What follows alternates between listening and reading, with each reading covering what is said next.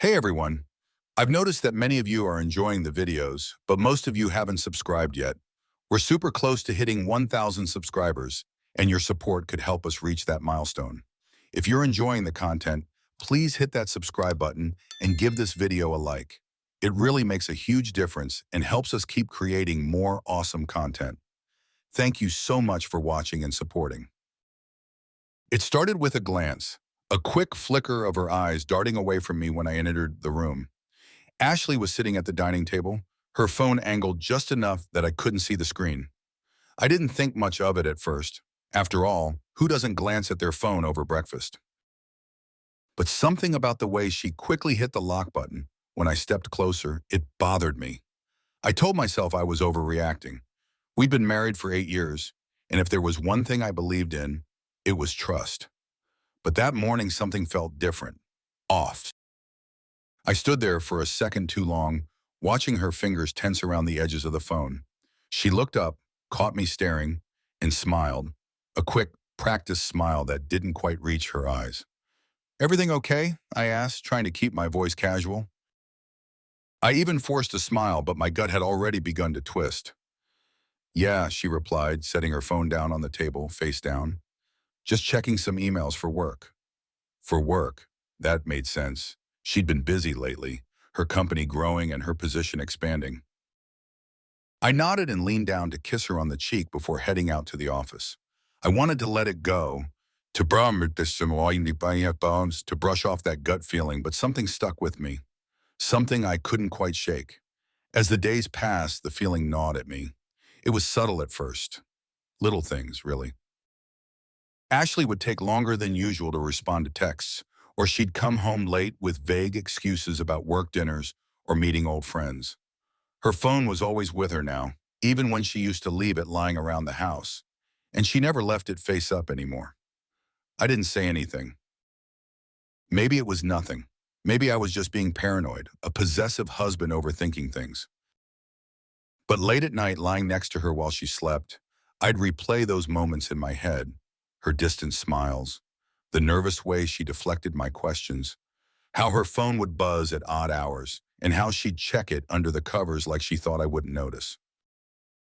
The unease settled into my bones.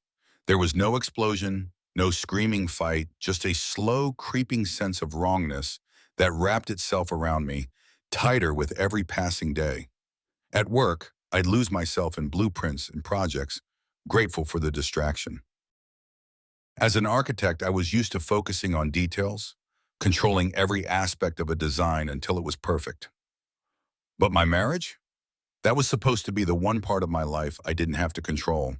It was supposed to just work. Yet now it felt like something was slipping. Cracks were forming. And like a building teetering on weak foundations, I could feel the collapse coming. We were out to dinner one night when I noticed another sign. It was subtle, but it was enough. She excused herself to the bathroom, and I watched as she slipped her phone into her purse. Again, it wasn't the action itself, it was the speed, the precision of her movements, like she didn't want me to notice. I glanced down at my empty wine glass, swirling the remnants around, my mind spinning with questions I didn't want to ask. When she came back, her demeanor was off. Forced.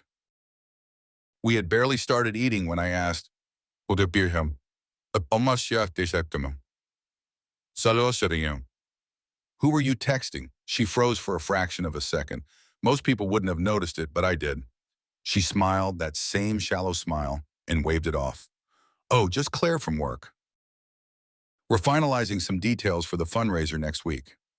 She was good, really good, but I was starting to see through her. I nodded, pretending to accept her answer, and let the conversation drift to safer topics. But I wasn't buying it anymore.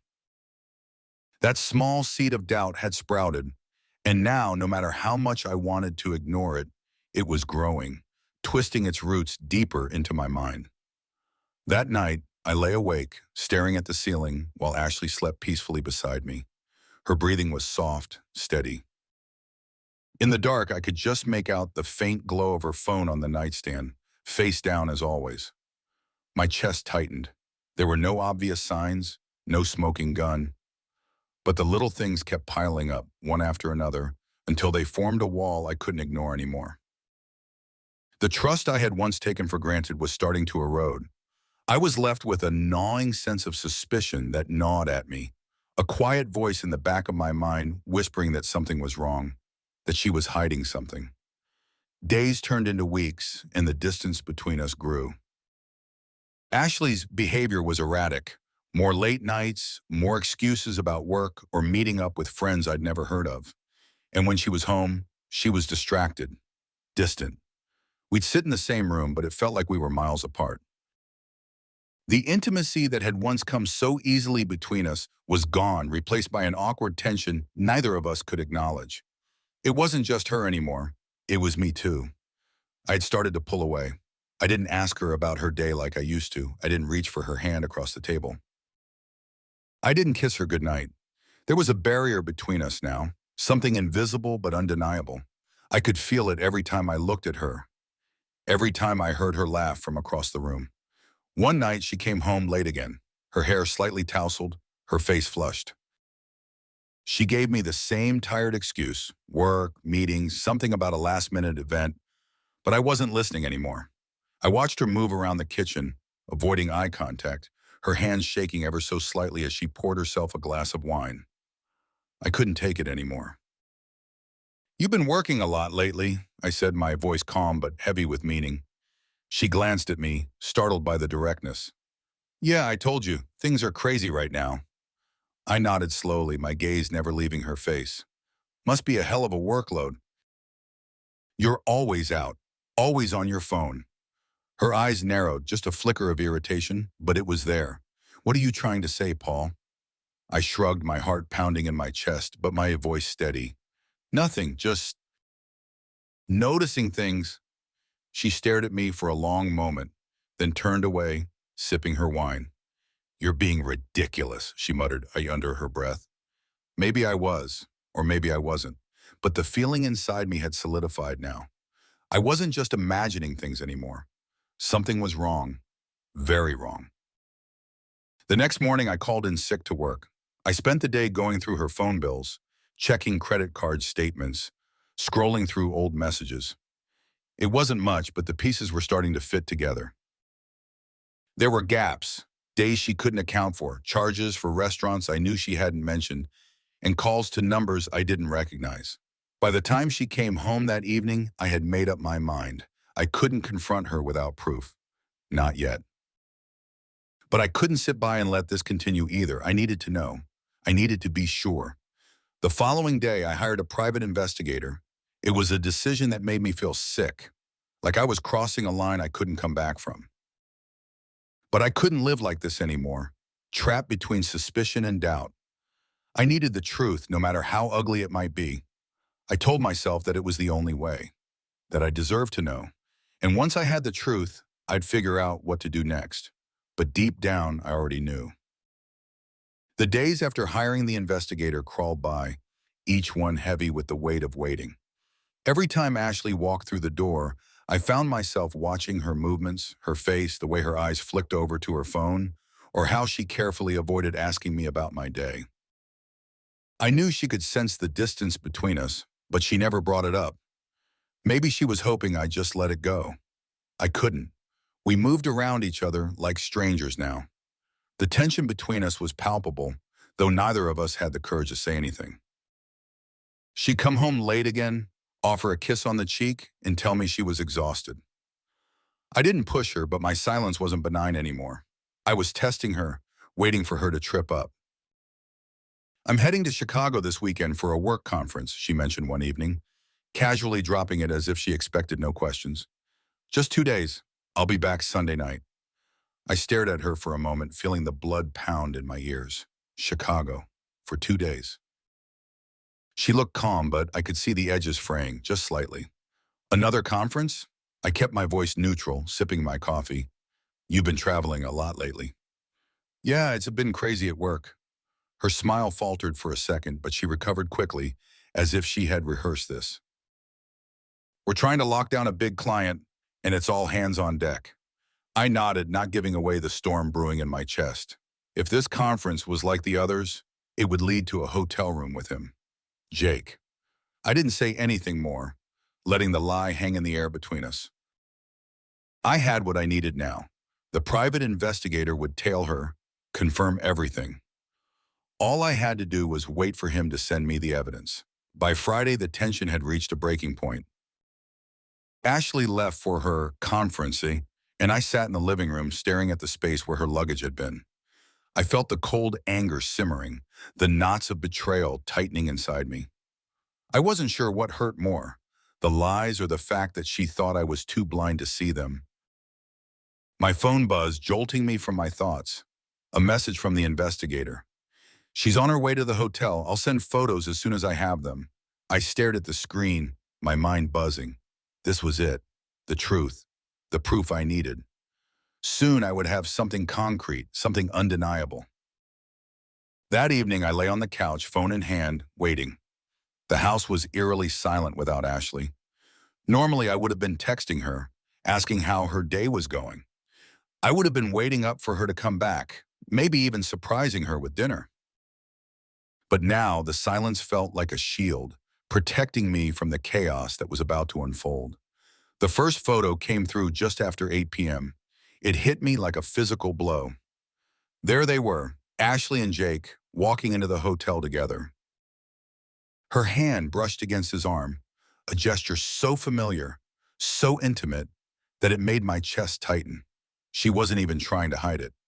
They were laughing, their faces glowing under the soft lights of the hotel entrance. It wasn't just an affair, it was a reunion, a rekindling of something that had never really died. More photos followed, them checking in, them taking the elevator up to the room. Every image felt like a knife, slicing through the last bits of hope I had left. By the time the final photo arrived, Ashley stepping into the room with Jake behind her, I was numb. I set my phone down, staring at the ceiling. I had expected this, prepared myself for it, but seeing the proof, the irrefutable evidence of her betrayal was something else entirely. It wasn't a suspicion anymore. It was real, tangible. The woman I had built my life around, the one I had trusted with everything, had chosen someone else. I don't remember how long I lay there, feeling the weight of it all. The devastation was all-consuming, but underneath it, something else began to rise. It wasn't just pain anymore. It was fury, a cold, controlled rage. Over the next few days, I barely spoke to Ashley. When she returned from her conference, I made no effort to greet her. She walked into the house with the same practiced ease, kissed my cheek, and asked about my weekend. The normalcy of it, the way she slipped so effortlessly back into her role as my wife, made me sick. "You good?" she asked, noticing my silence as she unpacked her things in the bedroom. "Yeah, just tired." I offered her a weak smile, masking the disgust boiling underneath. "Work's been intense." She nodded, satisfied, and went about her evening. Meanwhile, I replayed the images in my head, the photos of her with him, the lies she'd woven so seamlessly into our life. I knew I couldn't confront her. Not yet. The confrontation had to be bigger, something more public, more destructive. I needed to dismantle her life the way she had torn apart mine. The next week, I received a call from the investigator. The tone of his voice was professional, but there was something grim beneath it, as if even he didn't want to tell me what he'd found.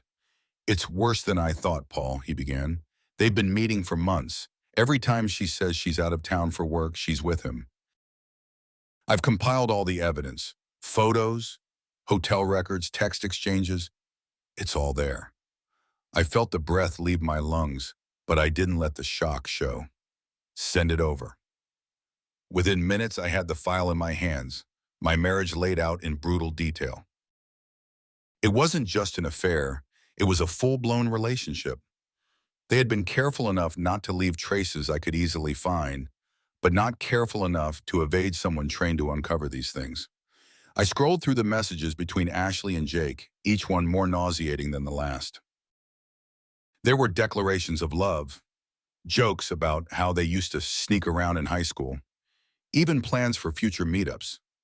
She was planning her life with him, all while lying next to me, sharing a home with me. I closed the laptop, staring at the screen, unable to look at it anymore. The devastation I'd felt before was replaced by a kind of numbness. It wasn't disbelief. I believed every word, every image. It was acceptance. And with that acceptance came clarity. There was no more guessing, no more doubting. The truth was laid bare, and now it was my turn to act. I kept the discovery to myself. Confronting her now would be a waste of time. She'd deny it, she'd spin it, maybe even shed a few tears, but it wouldn't change anything. I had bigger plans for her and Jake, plans that would make them regret every lie they told. At night, I lay awake, the wheels in my mind turning. I imagined what their faces would look like when I exposed them, how Ashley's life would crumble, how Jake would finally understand what it meant to cross me. I wouldn't just break their relationship, I would break them. Each passing day, I played the part of the unsuspecting husband, smiling through clenched teeth, acting as if I didn't know. I kept gathering more information, plotting each move carefully, ensuring that when I finally struck, there would be no escaping the fallout. Ashley remained oblivious, still moving through her life as if nothing had changed. She laughed at my jokes, kissed me goodnight, and talked about plans for the holidays, never suspecting that I had already seen the other side of her. She didn't realize that every time she touched me, I was picturing her with him. The gap between us widened, but she didn't notice. I had become too good at playing the game, at keeping my emotions locked away behind a facade of indifference. She thought I was busy, preoccupied with work, when in reality I was planning her downfall. It was clear to me now that the old Paul, the one who believed in trust, in love, in building a life with someone, was dead. He had been destroyed the moment I saw those photos, the moment I realized just how deep her betrayal ran. What remained was someone else, someone colder, more calculating, someone who was ready to get his hands dirty. I wasn't just going to end this marriage, I was going to dismantle it piece by piece in front of everyone she cared about. I would make sure she felt the weight of every lie, every deception, and I would watch as her world came crashing down. There was no room for forgiveness now, only revenge. I was done playing the fool. In the days that followed, I could barely sleep. Every time I closed my eyes, I'd see their faces, the way Ashley smiled at Jake in those photos, the easy comfort between them as if they had no care in the world, as if I didn't exist. The rage I'd been holding back started to take over, drowning out the sadness that had threatened to consume me. I didn't have time for grief anymore. This wasn't about me being the wounded husband. This was about taking control, about making sure they paid for what they did. I spent my nights replaying every memory of our relationship, scrutinizing every moment where I might have missed the signs. I tortured myself with the idea that maybe I had seen it coming all along and just chose to ignore it. The sleepless hours dragged on, filled with questions I couldn't answer, memories I didn't want anymore. But there was one thing I knew for certain. I wasn't going to confront Ashley until I had a plan. A real one. One night as I lay in bed staring at the ceiling, the idea came to me. It wasn't just about revealing her infidelity. It was about destroying everything she had built with her lies. Not just to me, but to her family, to Jake's family, to everyone who thought they knew her. I would expose them together in front of the people they cared about the most.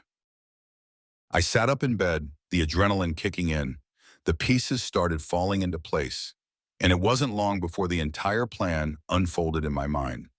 I decided to throw Ashley a birthday party, a celebration, something grand with both our families present, the perfect setting. We'd invite her parents, her closest friends, and of course, Jake's family. They were old friends from high school, at least that's how it appeared on the surface. No one would think twice about having them there. Jake and his wife would come, completely unaware of what I had in store. Ashley's birthday was in 2 weeks. That gave me just enough time to put everything into motion. The first step was to gather all the evidence. I contacted the investigator again and requested the entire timeline. I wanted everything: photos, hotel records, texts. I wanted a complete and irrefutable picture of their betrayal. He agreed and sent me a package the following day. Inside was every bit of proof I needed. The affair had started months ago, right under my nose. They had met every time she claimed to be out of town for work. Hotels, secret dinners, messages that left no room for doubt. I took my time going through it, feeling the familiar sting of betrayal with each new detail, but I pushed it aside. This wasn't about emotion anymore. This was about precision. Next, I started planning the logistics. The slideshow would be the centerpiece of the evening. It would start innocently enough. Photos of our life together, moments from vacations, happy times with our family. But then slowly the images would shift. The tone would darken. The happy photos would give way to the damning ones. The ones from the investigator. Pictures of Ashley and Jake entering hotels, embracing in parking lots, laughing like I didn't exist. I could already picture the look on Ashley's face when the reveal happened. The horror, the shame, and Jake standing there helpless as his world crumbled. There would be no denying it, no spinning this as a misunderstanding. It would be brutal and undeniable. The hardest part was keeping up appearances. Over the next 2 weeks, I had to act as though nothing had changed. I had to smile at Ashley, make love to her even, while knowing every touch, every kiss was a lie. It took everything in me not to explode, not to confront her on the spot. But I knew the end game. I knew what was coming, and that thought kept me going. I went about the preparations quietly. I contacted the caterer, arranged the guest list, even ordered a cake. Ashley had no idea what I was really planning. Every night she would come home and thank me for being so thoughtful, for going to such lengths to make her birthday special. And I would smile back, telling her she deserved it. She did deserve something. All right, just not the party she was expecting. There was one moment when the plan almost fell apart. One evening, just a few days before the party, I found myself staring at her as she sat across from me at the dinner table, laughing about something meaningless. She looked so carefree, so at ease, and for a brief moment I felt something tug at me. A memory maybe, a ghost of the love I used to feel for her. For a second I wondered if I could really go through with it. Could I really destroy her in front of everyone we knew? But then I remembered the photos. The texts, the lights. She had done this to herself. My resolve hardened. Any feelings I had left were drowned out by the knowledge of what she'd done. I reminded myself that this wasn't just about me anymore. This was about taking back control, and when it was over, I'd be free. The night before the party, I made sure everything was in place. The slideshow was ready, the guests were confirmed, and I had rehearsed the moment in my mind 1,000 times. I was ready. That night, Ashley fell asleep beside me, completely oblivious to what was coming. I lay awake, staring at the ceiling, running through every detail again. There could be no mistakes. This had to be perfect. I got up, careful not to wake her, and went downstairs to check my phone. I had been compulsively checking it every hour, making sure there were no last-minute changes, no unexpected obstacles. But when I unlocked the screen, there was something I hadn't seen before.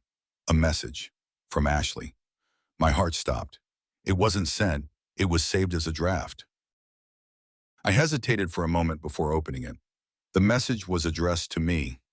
Paul, I need to tell you something. I know I haven't been the best wife lately. I know you've probably noticed how distant I've been, and it's because I've been confused. About us. About everything. I know I've hurt you, but I want to fix this. I don't want to lose what we have. I love you, I always have. I need to be honest with you about something. It ended there, she hadn't finished it. But the meaning was clear. She had been planning to confess. For the first time in weeks, doubt crept in. I sat there staring at the screen, my heart racing. Was this real? Was she really going to come clean? And if she did, what then? Could I forgive her? I found myself considering it. Maybe there was still a chance. Maybe she was ready to change. Maybe we could fix this. But then the images came flooding back. The months of lies. The nights she spent with him while I sat at home, trusting her. She hadn't confessed out of guilt or remorse. She was confessing because she had no other choice. I had already caught her. This was damage control, nothing more. I deleted the draft and turned off the phone. It was too late for second chances, too late for apologies. I had given her my trust, my loyalty, my love, and she had thrown it away. Tomorrow night, she would face the consequences. The day of the party arrived and everything was set. I went through the motions with Ashley, helping her get ready, telling her how beautiful she looked. She was excited, smiling at me like she had no idea what was coming. And in a way, that made it all the more satisfying. The guests arrived slowly, filling our house with laughter and conversation. Her parents were there, her friends, even Jake and his wife. I watched him from across the room, barely able to contain the disgust I felt. He had no idea either. He stood there chatting with people, completely unaware that in just a few hours, his life would be in ruins. The evening wore on, and I waited for the right moment. When everyone was seated, when the atmosphere was just right, I stood up, raising my glass. "Everyone, I want to thank you for being here tonight," I said, my voice calm, steady. "This is a special night for Ashley, and I thought we could take a trip down memory lane." I pressed the button, and the slideshow began. At first, it was exactly what they expected.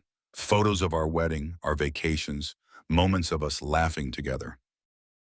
The room was filled with warm smiles and soft murmurs. Ashley was glowing, basking in the attention. But then, slowly the images began to change. The first few were subtle, pictures of Ashley, but with Jake in the background. At first, no one seemed to notice, but then the mood in the room shifted. People leaned forward, their expressions growing confused. Ashley's smile faltered. Then the real photos appeared. Her and Jake entering the hotel, their hands brushing, their faces close. The room went silent. Ashley's face drained of color. Jake's eyes went wide. I watched them both, savoring the shock, the horror that washed over their faces. There was no hiding now, no excuses. The truth was laid bare for everyone to see. When the slideshow ended, I turned to Ashley. She was frozen, her eyes filled with tears. "It's over," I said quietly. "We're done." And with that, I walked out of the room, leaving them to pick up the pieces of their shattered lives.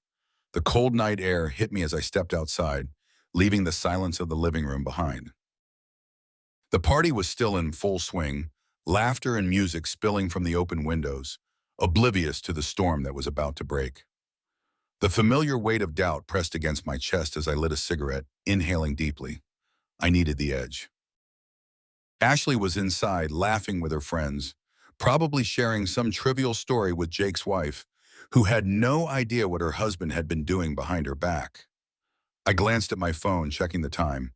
In less than an hour, it would all be over. The slideshow was queued up, the evidence locked in place, and my finger on the trigger. One press, and their perfect worlds would shatter. But standing there, alone in the dark, doubt crept in again. The unsent draft still haunted me. I don't want to lose what we have. I love you. I always have. What if she meant it? What if there was still something left to salvage between us?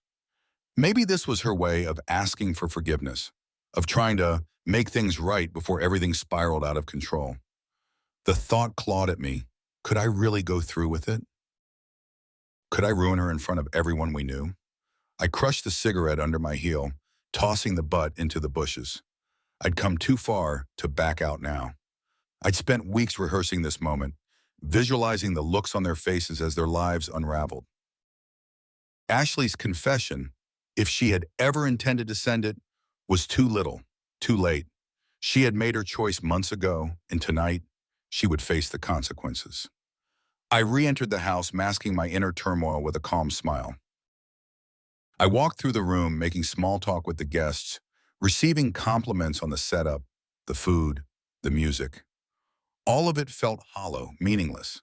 My mind was locked on the task ahead. I spotted Jake across the room, laughing with a group of people as if he didn't have a care in the world. I could feel the disgust rising in me, tightening in my chest.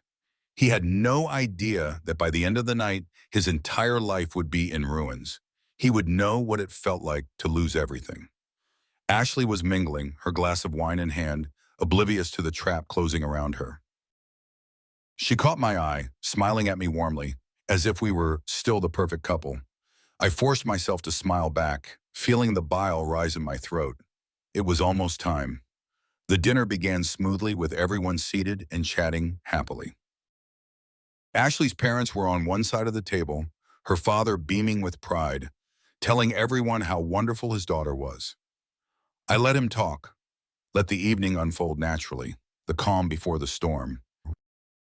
I waited for the perfect moment, letting the tension build slowly, letting myself sink into the rhythm of the conversation. I poured Ashley another glass of wine, made sure Jake and his wife were seated comfortably, and exchanged pleasantries with the guests. It was surreal knowing that in a few minutes everything would come crashing down. When the room quieted down, I stood up, raising my glass for a toast. Everyone, I began, my voice steady, I want to thank you all for being here tonight. It means a lot to Ashley and me to have you celebrate with us. I glanced around the table, seeing the smiles, the nods of approval. Ashley looked at me, her eyes shining with affection. She had no idea. This year has been challenging, to say the least. But tonight is about celebrating Ashley, the love of my life, and I thought we could take a little trip down memory lane. With that, I picked up the remote and pressed play. The slideshow started innocently enough as planned. Photos from our wedding day, our honeymoon in Paris, vacations with friends and family. The room was filled with warm smiles and soft laughter, everyone enjoying the nostalgia. Ashley's hand found mine, squeezing it gently. I didn't look at her. Then slowly the tone began to shift. The photos of us started to fade, replaced by new ones. Pictures of Ashley and Jake standing too close, their hands brushing in a way that wasn't casual. At first, there was confusion, people murmuring quietly, not quite understanding what they were seeing. Then the hotel photos appeared. There they were, walking into the lobby side by side. The timestamp in the corner left no room for doubt. These weren't old memories. These were recent, taken during her work trips.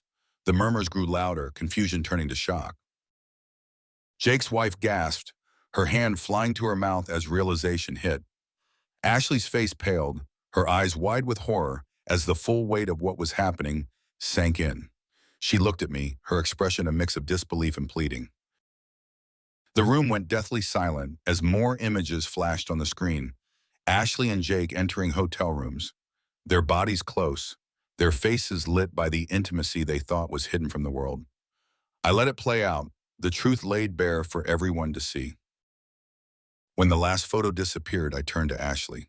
She was frozen, her face streaked with tears, her lips trembling as she tried to form words, but nothing came out. I could feel the collective shock in the room, the weight of betrayal pressing down on everyone. It's over, I said quietly, my voice cutting through the silence. We're done.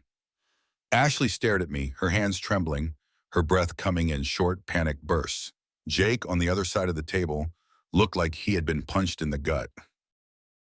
His wife was sobbing, her face buried in her hands, unable to comprehend what she had just witnessed. Ashley tried to speak, her voice breaking. Paul, please, I can explain. But I didn't want her explanations. There was nothing she could say that would change what had happened. The damage was done. I stood there for a moment, letting the scene settle, watching the destruction unfold before me. Ashley's parents looked at her with a mix of confusion and shame, unable to meet my eyes. Jake's wife had already stormed out, her heels echoing in the hallway, the sound of her sobs trailing behind her. Without another word, I walked away from the table, leaving the stunned silence behind me. I felt the weight lift off my chest with every step I took, the burden of betrayal and revenge slipping away, replaced by a cold, hollow satisfaction. I stepped outside, the cool night air hitting my face. For the first time in weeks, I could breathe again. I stood by the car, lighting another cigarette, watching as the guests slowly trickled out. I could hear the frantic voices inside the house, Ashley's desperate pleas, Jake's panicked attempts to salvage something from the wreckage. But I didn't care. I had done what I came to do. One by one, the cars pulled away, the headlights cutting through the darkness, leaving the house behind. I didn't look back. I couldn't. The sound of Ashley's sobs faded into the distance, swallowed by the night. I should have felt relief. I should have felt like I had won, like I had taken back control. But as I stood there alone in the dark, something inside me twisted. The revenge had been everything I'd wanted it to be: calculated, devastating, final. But it hadn't brought the closure I thought it would. Instead of satisfaction, there was a strange emptiness, a hollow space where the rage had been. The fury that had driven me for weeks was gone, leaving nothing in its place. I finished my cigarette and flicked it into the street, watching the embers die out against the pavement. The house behind me was silent now. The lights dimmed, the party long over. Ashley was in there, her world in pieces. And for the first time since I had discovered the affair, I wasn't sure if I felt better or worse, maybe both. The drive home was quiet, the streets empty. My mind replayed the evening in slow motion, each moment stretched out, vivid and raw. The look on Ashley's face when she saw the photos, the shock in Jake's eyes when he realized he'd been caught, the way the room had gone deathly silent as the truth came crashing down. But it wasn't just their lives that had changed. Something in me had shifted too. I wasn't the same man who had walked into that party, hell-bent on revenge. I had won, but at what cost? As I pulled into my driveway, the house loomed in front of me, dark and empty. I sat in the car for a long time, staring at the front door, wondering if I had really taken back control, or if I had lost something even more important along the way. Revenge, it turned out, was a hollow victory, and now I was left with the aftermath. I turned off the engine, the silence pressing down on me, and stepped out into the cold. The lights dimmed, and I could feel the weight of the room shift. It was the kind of tension that vibrated, rippling under the surface. The faces around me went from bright, animated expressions to confusion as the slideshow began. The happy photos of Ashley and me, smiling, laughing, enjoying life together, flashed across the screen. I could see her in the corner of my eye, beaming, taking it all in, unaware that this was about to turn into something she would never forget. I let the early slides lull them all into a false sense of security. There were chuckles from her parents, smiles from her friends. Jake, seated with his wife, looked perfectly content, the smug grin on his face as if nothing could touch him. But I knew better. The truth was about to suffocate them all. Then it started. The first photo of her and Jake. It wasn't incriminating, not yet. Just the two of them, standing too close. The shadows of intimacy already lingering in the space between them. There were no gasps yet, just puzzled murmurs as people leaned forward in their chairs, narrowing their eyes to see what they were missing. Ashley's smile faltered. Jake's face stiffened. He recognized the photo. That much was clear. The air in the room thickened, the buzz of confusion growing louder. And then the hotel photo. There they were, standing side by side, entering the hotel as if they had done it 100 times before, which they probably had. The timestamp was unmistakable, cold and brutal, showing the date and time, well within the period when Ashley was supposed to be away for work. A low gasp echoed from someone in the crowd. Her father's face turned ashen, his hand frozen in midair, the glass of wine shaking slightly. I caught her mother's eyes widen in disbelief, as though her mind was rejecting what it was seeing. I stayed calm, standing by the edge of the room, my arms crossed, heart racing but outwardly still. The photos kept coming, more of them, each more damning than the last. Each one was a dagger, thrusting deeper into the illusion they had both tried so hard to maintain. Ashley's breathing grew labored. Her body was stiff, her knuckles white as she gripped the edge of the table. The murmurs turned into full-fledged shock, whispers darting between guests like wildfire. Ashley? Her father's voice broke the silence, but it was weak, uncertain. His disbelief hung in the air like a weight no one could carry. Jake's wife had gone pale, her lips trembling. Her eyes darted between the screen and her husband, the betrayal clear on her face, slowly morphing into something primal. Rage. She pushed her chair back with a harsh scrape, her body jolting as if she were about to confront him, but she stopped, frozen by the sheer impact of the moment. Ashley finally turned to me, her face wet with tears she hadn't even realized were falling. Paul, no, please, please stop this. I didn't say a word. I didn't have to. Jake shifted in his seat, his usually confident smirk gone, replaced by an ashen, slack-jawed expression of terror. He looked at me, then at his wife, and back at me again, searching for a way out, for something, anything to stop this from spiraling any further. But there was nothing he could do now. One final image appeared. Ashley and Jake in the hotel room lobby, their bodies close, his hand on the small of her back, her head leaning toward him in a way that spoke volumes without saying a word. The timestamp hit like a sledgehammer, confirming the affair was as fresh as it was real. The room erupted in a stunned silence, punctuated only by the occasional sniffle or the quiet sobbing of Jake's wife. No one moved. No one spoke. They were all frozen in the aftermath of my calculated destruction. Ashley stood, her legs shaky, her voice ragged. Paul, please, let me explain.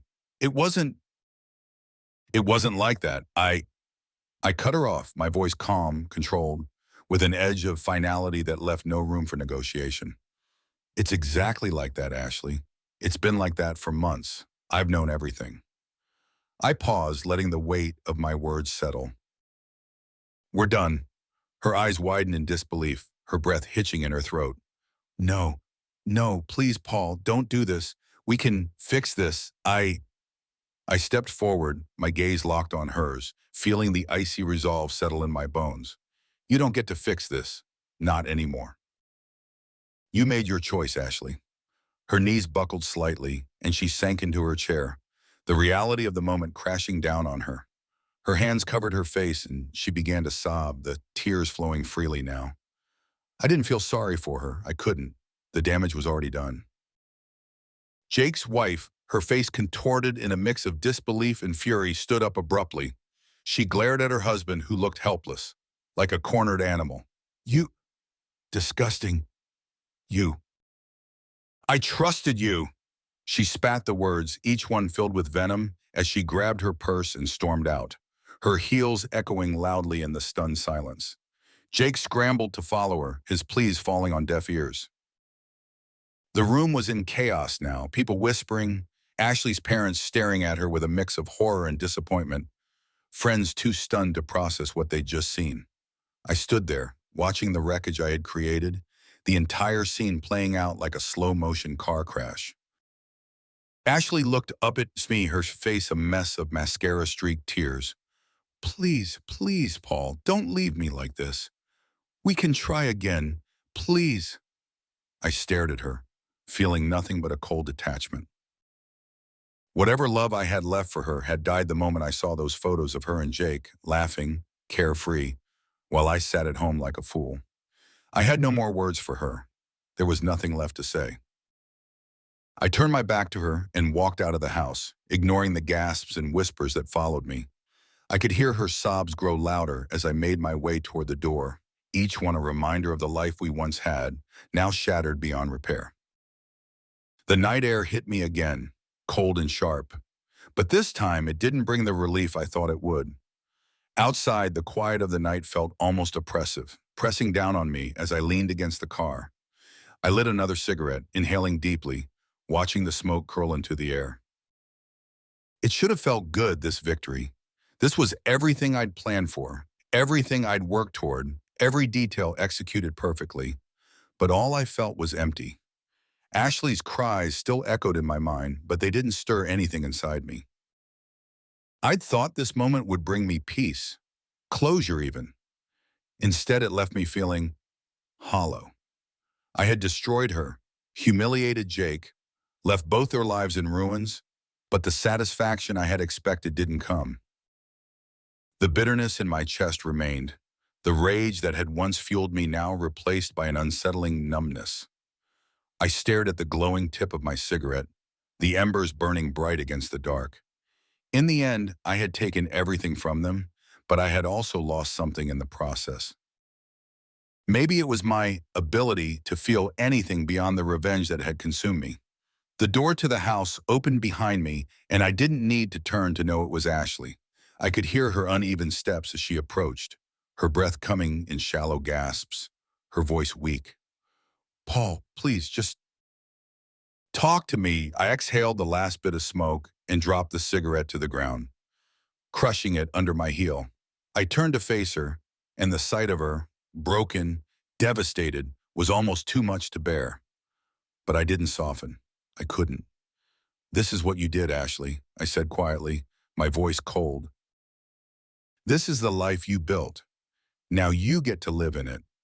Her lip quivered, and for a moment, I thought she might collapse. But she didn't. She just stood there, watching me with wide, tear-filled eyes, waiting for something I wasn't going to give her. "Goodbye, Ashley," I said, turning my back on her one last time. I got into the car, started the engine, and drove away without looking back. The city lights blurred as I sped down the empty streets, my mind racing faster than the car. I had done it. I had destroyed everything, just like I planned. But the victory felt more like a loss now, a hollow space where my satisfaction should have been. The life I had known was gone, torn apart by betrayal and revenge. And as I drove into the night, the only thing I could think was that maybe, just maybe, I had destroyed more than just her life. Maybe I had destroyed a part of myself too. In the days that followed, the silence was deafening. The house felt too big, too empty without Ashley's presence. There were no more late-night conversations, no more shared moments of routine intimacy. I had stripped my life down to the bones, left with nothing but the echoes of what had once been. But this was what I wanted, wasn't it? Revenge had tasted sweet in the moment, but the bitterness set in quickly after. There was no satisfaction in the aftermath. Just a hollow void where the chimney had once burned. I didn't regret what I did. I couldn't. But the weight of it clung to me like a shadow I couldn't shake. I'd won, but at what cost? Each morning I woke to the same eerie quiet. The space beside me in bed was cold, a stark reminder of everything that had changed. I didn't miss her. Not exactly. I missed the idea of her, the illusion of what we had. But illusions fade, and now I was left with the wreckage. I stayed away from people for a while. Avoided the phone calls from friends, the sympathetic texts from those who'd been at the dinner, the lingering questions I didn't have answers for. I wasn't ready to talk about it, not yet. I wasn't sure I ever would be. What could I say? I had gotten my revenge, and it hadn't fixed a damn thing. I spent my days lost in thought, replaying everything in my head. The confrontation, Ashley's tears, Jake's wife storming out, the faces of their families caught between shock and disgust. I had ripped their lives apart, exposed every lie, every betrayal, but in the end, all it left me with was a sense of emptiness. There was a point not long after when I almost called her. It was a moment of weakness, maybe even curiosity. I wanted to know what she was doing, if she was okay. But as my finger hovered over her name in my contacts, I stopped. What would I say? What could I say? There was no going back, no apology, no explanation would ever make up for what had happened. The marriage was dead, and I had killed it. I put the phone down and left the house instead. Weeks passed, and slowly I began to rebuild. I reconnected with friends, started going back to the gym, trying to fill the void that Ashley had left behind. The house, once a place of bitter memories, became a space for solitude. I didn't hate it as much as I thought I would. There was a peace in being alone, in reclaiming something for myself. One afternoon, while sitting in a coffee shop, I ran into an old friend I hadn't seen in years. Sarah. She was someone I'd known long before Ashley, back in college. We hadn't kept in touch, life taking us in different directions. But there she was, sitting a few tables over, laughing with a friend, her smile as warm as I remembered. We ended up talking for hours, catching up on the years we'd missed. It felt good, normal even, like there was a version of me that still existed before all this darkness had crept in. Sarah wasn't prying, wasn't trying to dig into what had happened with Ashley. She didn't need to know. Instead, she reminded me that there was more to life than the mess I had been drowning in. We started meeting up more after that. At first, just casual encounters, grabbing coffee, taking walks, nothing serious. But there was something different about her. Something real. I wasn't sure if I was ready for more than friendship, but being around her made me feel lighter, like maybe there was something beyond the pain. One night, after a long walk through the city, she turned to me, her eyes soft but steady. "You seem better," she said, her voice gentle. "Happier." I smiled, but there was a hesitance in it, a sliver of doubt that I couldn't shake. "I don't know if I'm there yet, but I'm trying." She nodded, understanding. "You'll get there, one step at a time." And she was right. Healing wasn't linear, and it wasn't something I could rush. The scars from Ashley's betrayal were deep, but they didn't define me. Not anymore. Slowly, I was learning to let go of the anger, the resentment, and the need for revenge that had consumed me. It wasn't easy. There were still nights when I lay awake, replaying everything in my mind, wondering if I could have done things differently. But those nights were fewer now. The weight on my chest wasn't as suffocating as it had been. Months passed and life moved on, as it always does. Sarah became a constant in my life, and before long, what had started as a rekindled friendship evolved into something more. It wasn't rushed, wasn't forced. It just happened. With her, there were no lies, no hidden agendas. We were honest with each other in a way I hadn't been with anyone in years. And for the first time in a long time, I felt like I could breathe again. We didn't talk about Ashley much, but when we did, it was always with a sense of closure. "You don't need to keep punishing yourself," Sarah told me once. "What's done is done. You deserve to move on." She was right, of course. The guilt I had been carrying, the sense that I had destroyed something irreparable, wasn't just about Ashley. It was about me, too. I had been clinging to the pain, using it as an excuse to avoid moving forward. But that wasn't who I wanted to be anymore. One evening, as Sarah and I sat on the porch watching the sun set, I finally let myself feel something other than anger, something other than emptiness, hope. The realization hit me quietly, almost unexpectedly. I wasn't the same person who had walked into that dinner, filled with rage and a need for retribution. I had changed. The experience had scarred me, yes, but it had also forced me to confront the parts of myself I hadn't wanted to see. The part that had been willing to destroy everything just to feel in control again. The part that had let love turn into hate. But that part of me was fading now, replaced by something new, something better. I turned to Sarah, her face soft in the fading light, and smiled. She smiled back, her hand finding mine, and for the first time in a long time, I didn't feel like I was carrying the weight of the past with me. As the weeks turned into months, I found myself reflecting less on Ashley and more on what lay ahead. The life we had built was over, but that didn't mean my life was over. It was a chapter, one filled with pain and betrayal, but a chapter nonetheless. And now I was ready to turn the page. One evening, I received a text from an old mutual friend. Apparently, Ashley had left the city, moved away, started over. I wasn't surprised. After everything that had happened, it made sense for her to seek a fresh start somewhere far from the wreckage of our marriage. I stared at the message for a moment, waiting for the familiar sting of anger or bitterness to rise up in me. But it didn't. Instead, I felt nothing, maybe even relief. She was gone out of my life for good, and that was fine with me. I didn't need to know where she went or what she was doing now. I wished her no harm, but I also wished her nothing at all. I was done with her, with everything. As I sat on the porch that night, looking out at the quiet street, I realized something important. The revenge I had sought, the destruction I had caused, wasn't about Ashley. It had been about me, about reclaiming control, about punishing her for the hurt she had inflicted on me. But in the end, it hadn't brought me the peace I thought it would. Revenge never does. What had brought me peace, though, was letting go, moving on, accepting that life is messy, that people make mistakes, and that sometimes the only way to heal is to stop trying to fix what's broken and walk away. Sarah came out to join me, sitting beside me with a quiet smile. She didn't say anything, didn't need to. We sat there hand in hand as the night slowly settled in around us. And for the first time in a long time, I felt free. Free from the past, free from the bitterness, free from the need for revenge. Finally, I was ready to start over.